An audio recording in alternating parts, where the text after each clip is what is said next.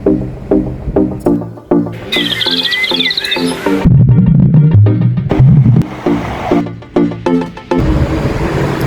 يا جماعة، أنا رايحة السخنة.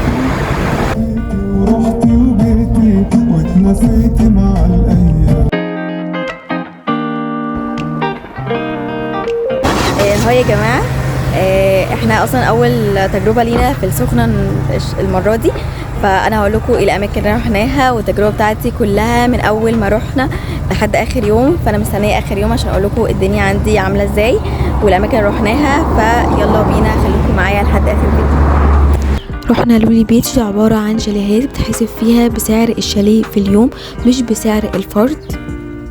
وده بقى الفيو بتاع الشاليه بتاعنا. خليكم معايا لاخر الفيديو عشان اقول لكم تفاصيل الشاليه اخدناها ازاي. وهنا سالنا النبغه لو لقى قرش في البسين هيعمل ايه، وكان رده هلاقي كونتاكت اول حاجه وبعد كده البونيه.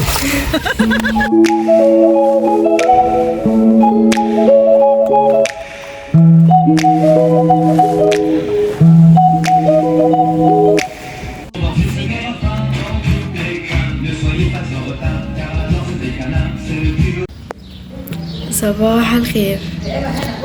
روحنا امبارح جسمنا مكسر قوي. كنا في موفنبيك، كنا بناكل على البحر. المكان كان تحفة وكان فيه شو حلو قوي، يعني كان عاجبني قوي بصراحة. انا ما كنتش عارفة اصور لكم علشان موبايلي دايما في اللحظات الحلوة بيفصل، فالنهاردة ان شاء الله يعني اصور لكم. يلا بينا. دلوقتي بيقولوا لنا انه في حد كويس قوي بتاع سمك، واحنا اصلا بنحب السمك واكله اسعاره كويسه، فاحنا رايحين دلوقتي ليه. اسمه سامح السويسي. هو يعني بعد موفنبيك يعني زي ما بيتقال لنا. فاحنا دلوقتي هنروح وهنشوف ايه الاسماك اللي عنده، فهنقول لكم ايه التجربه بتاعتنا. ومعانا شيف سمكه. ده صبيط. ده بكام؟ 320. ده كيلو ب 320. 320. تمام. جمبري سويسي اوكي 500. ماشي. جمبري نفس اقل منه شويه برضه 350. 350. طب ايه الفرق؟ الحجم. وده الجمبري ده 400 جنيه. ده ايه ده؟ اسمه ايه الجمبري ده؟ نفس الجمبري بس الحجم بتاعه بيقل شويه. كابوريا. بلدي بطارق..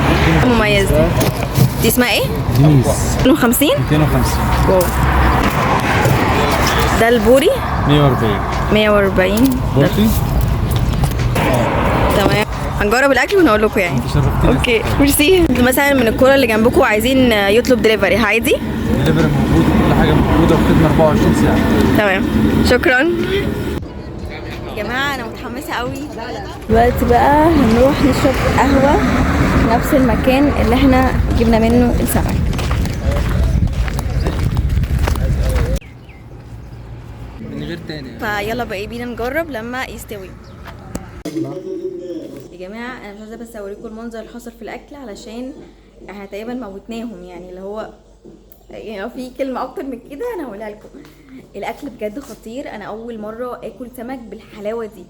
اولا التتبيله حلوه قوي وطيب كويس قوي. وبصوا لازم تجربوهم بجد، خطير.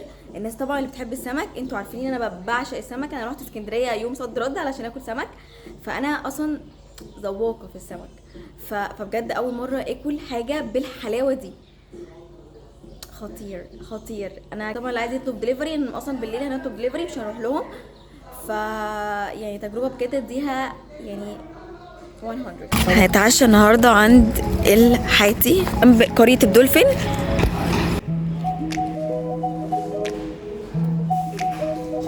وده عبارة عن أكل ستات البيت الشاطرة. يامي يامي. أول مرة أدوق آيس كريم بالكوكونات، تحفة بجد. عشان تحجزوا تدخلوا على الابلكيشن بوكينج وتكتبوا اللي انا كاتباه في السيرش بالظبط، وهتشوفوا الايام المتاحه وتكتبوا عدد الافراد ريزيرفيشن على طول من غير بقى ما تدفعوا اي فيز. ولو عايزين انتوا تلغوا الرحله بتاعتكم بتبعتوا لهم عن طريق الميل وخلاص كده من غير اي رسوم. وطبعا دي حاجه كانت كويسه وحاجه كانت مخليني مش قلقانه لو انا ما روحتش. الفيديو ما تنسوش تعملوا لايك وسبسكرايب واستنوا الجزء التاني علشان في حاجات محمسه قوي. باي باي.